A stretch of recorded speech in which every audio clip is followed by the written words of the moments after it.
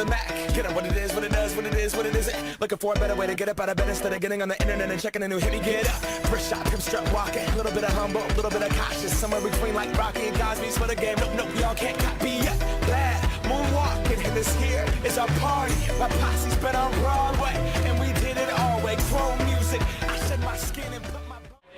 Hello everyone and welcome to the Tezos Boston Meetup number 1. We're here in Cambridge, Mass, and as you see, we already have numerous guests that have arrived and are neck deep talking about Tezos and the protocol. So, let's get to introduce you to the meetup.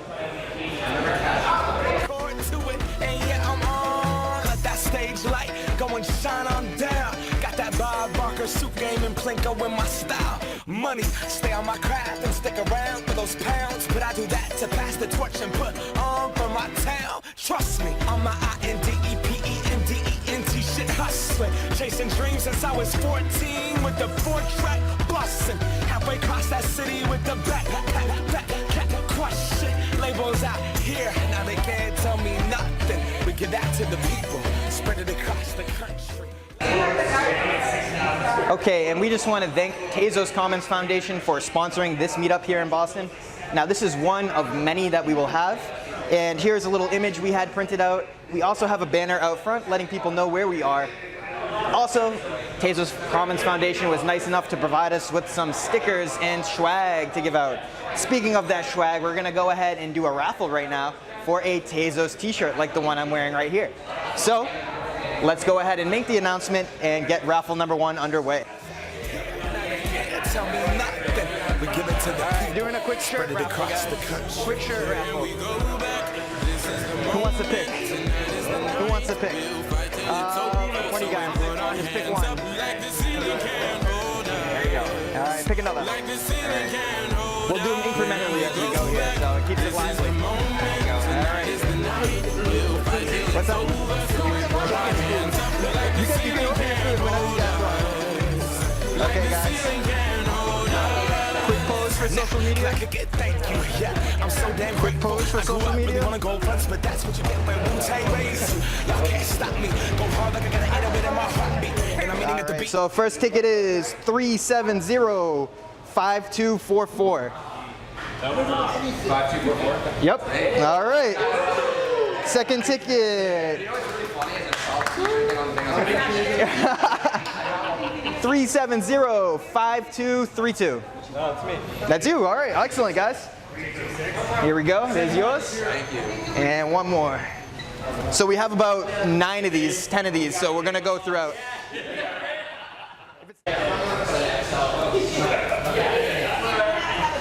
Excellent, guys. So we're off to a good start here, and let's talk some more Tezos. And we are here at the Tezos Boston Meetup number 1, and we're just continuing through. We had some great food. Now for the interview portion, and we have here Tim. And Tim, how are you doing? I'm doing really good. Great night. Thank you for putting this together. I appreciate it. You're very welcome. And first question, is it Tezos or Tezos? I do Tezos, but Tezos. I don't know. I think they're both really good. Yeah, everyone seems to interchange them like it's just nothing, right? So. Yeah. Okay, at its time, Tezos was the largest ICO ever. Did you participate and why? If you don't want to answer, that's completely fine. I participated, and I participated because I believed that Tezos had something compelling to give to the blockchain space. I thought it could really help with the consensus issues around contentious hard forks. That was the main reason. I mean, I've been into Bitcoin, and I watched what was happening in the Bitcoin community, and I saw that nobody really could come to a decision on what to do. And I think this could really help with that. Yeah, now we have a mechanism for protocol upgrades to be proposed to a community. The community votes on it, and then it's seamlessly integrated into that chain without creating a hard fork. Yeah, and hard forks will still happen, I think, but they're not going to happen as a rule. Right. And that's really what's I think important here is when we have a contentious change, we have a way of have a final say on it. And we can still have the same debates that Bitcoin had, but at the end of the day, we can decide we're going to have a vote. We have a way for the community that holds stake to participate in that voting process, not just one centralized authority making decisions. So yeah, it's great. Excellent. That leads us into the next question. What aspect of Tezos is most appealing to you, and why are you interested in Tezos? I guess goes hand in hand. Yeah, right now at this moment, the most interesting thing is the community. Being here at a meetup, getting to meet people face to face. I've been on the online communities for Tezos for so long, and that's been great in itself. And that's what I think is really going to be the strength of Tezos. Now I'm saying Tezos. Tezos. So the community is what brings me and keeps me here. Excellent. Okay, so do you think financial or high-risk institutions will adopt Tezos smart contracts due to the formal verification aspect? I think similar to how certain technologies are adopted by, let's say, somebody building a nuclear reactor or building an airplane. I think financial industry will lend itself towards it because they want something that is robust, that they can know actually works when you build it.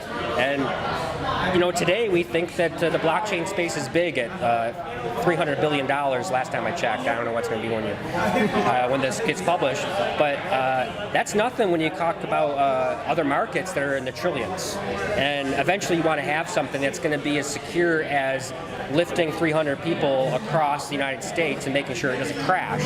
I mean, it's going to be the same thing. So I think, did I answer the question? Yeah, I'd say that's pretty high risk. I think, aerospace travel or commercial aerospace, if they could use a formally verified smart contract in any piece of their operation, that'd be a huge game changer. Yeah. Okay, so Tezos is a self-amending ledger. Explain your thoughts on the last blockchain with no need for forks.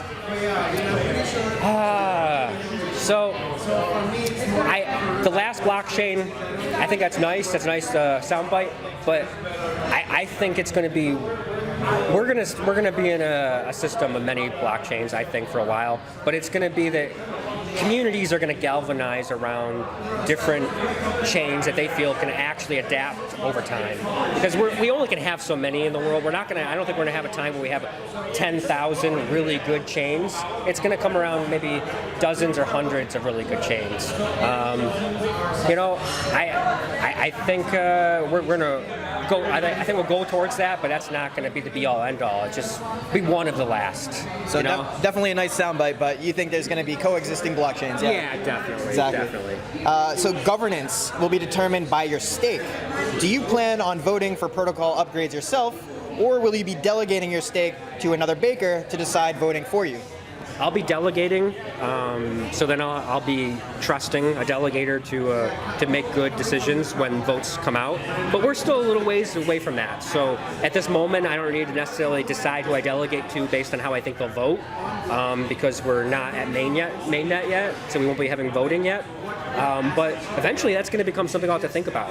And I think I'll have to make a decision at that point. Do I want to be my own baker with the software that's being created to help me be a self-baker, or do I want to delegate that out? And that's an evolving question that I'm going to constantly kind of go back and forth on.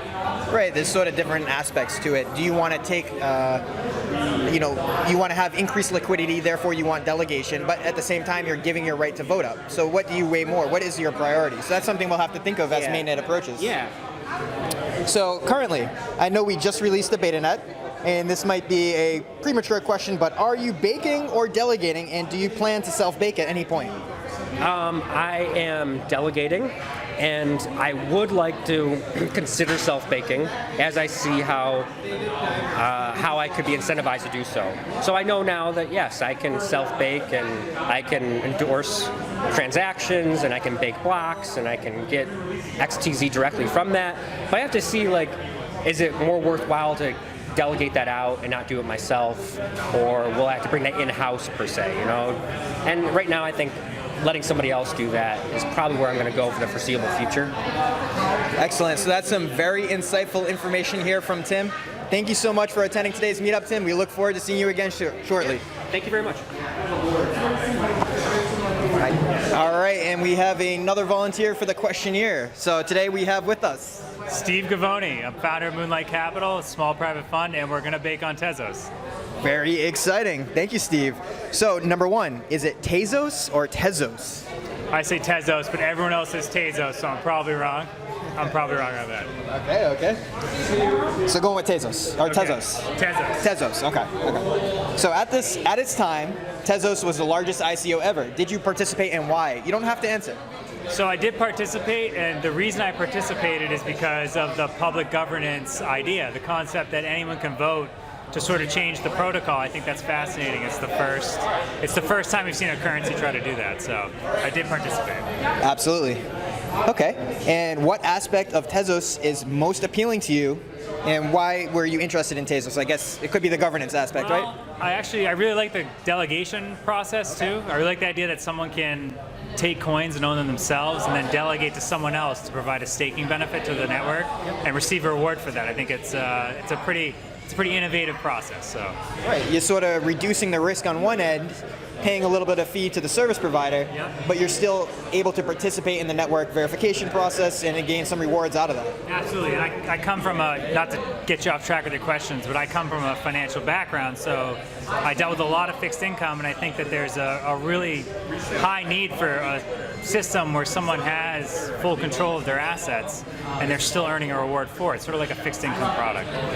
Oh, that's actually really interesting to say. I mean, coming from the financial background, you could see this almost as a dividend Absolutely. or a coupon payment. Yeah, exactly. That's exactly what I think. Yeah. Okay, so touching on financial institutions, do you think that financial or high-risk institutions will adopt the Tezos smart contracts due to the formal verification aspect?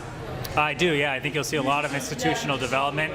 I think we're in the early stages. We're just about to come out of beta net. I think you need a main net. I think you need some longevity behind it before you'll see any sort of institutional adoption. But there are a lot of use cases where this makes sense. And I brought up the financial one, but there'll be more around governance, absolutely. So you will see institutions slowly come on. Okay, so I'll skip to this question here. Are you baking or delegating, and do you plan to self-bake? I'm doing both. I'm delegating now just to test it out. We are definitely baking. We are working on a secure node, and we're trying to build a local Boston system so that anyone can bake with us securely. And we'll have that coming shortly. So yeah. Awesome, Steve. Maybe we'll all be baking with you shortly here from Boston. Thanks so much. Thank you. All right, man. That was good. Okay, and here we have another Tezos Meetup participant. Here he is. Let's introduce him. Hi, I'm Curtis Raffle, Tezos participant. Very nice, very nice. And so, first question, is it Tezos or Tezos? I believe it's Tezos. Oh, wow. So Tezos. So we have a pretty much split vote count here from all the guys we're asking the questions from. So at its time, Tezos was the largest ICO ever. Did you participate and why? I did participate, and I saw the opportunity to get in with a coin-based currency that was able to adjust their principles, and no other cryptocurrency was doing this at the time, so saw time to invest early on in the stages and did so. So excellent. So you like the self-amending ledger aspect of it, something that can adjust this protocol without actually hard forking. Very cool. So I guess that leads us into the next question here. What aspect of Tezos is most appealing to you? I would say how they're competing on the same level with Ethereum and Bitcoin. Very cool. Very cool. Yeah, they absolutely are major competitors to Ethereum, and I bet they're going to give them a run for their money here in the coming months and years. Okay. Do you think that financial and high-risk institutions will adopt Tezos smart contracts due to formal verification? If you don't know what formal verification is, that's totally all right. That just means I need to put out more training materials, and the community needs to put out more training material. Yeah, I think I need to read up a little bit more, but Cool. And I'll skip to this one here. Governance will be determined by your stake. Do you plan on voting for protocol upgrades, or will you delegate your stake to a baker who will decide voting for you? interesting question.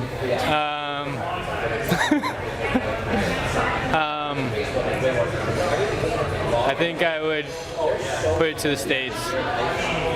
So you'd want to stake yourself so you can maintain control of your votes?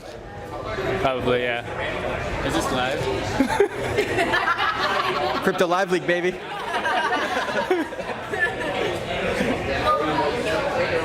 All right, excellent. And so final question, are you currently baking or delegating, or do you plan to self-bake at any time?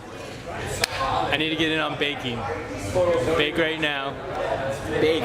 So he's trying to get in on baking. I haven't got in on baking. I got to do more research, but from what I've heard from this meetup, I think I need to reach out to some parties and see how they can help me bake with the current shares that I'm invested with. Excellent. I'm glad to hear that coming to this meetup has opened your eyes to baking and that you're going to look further into baking with a delegation service or on your own in the future. So that's great, Curtis. Thank you so much. Thank you.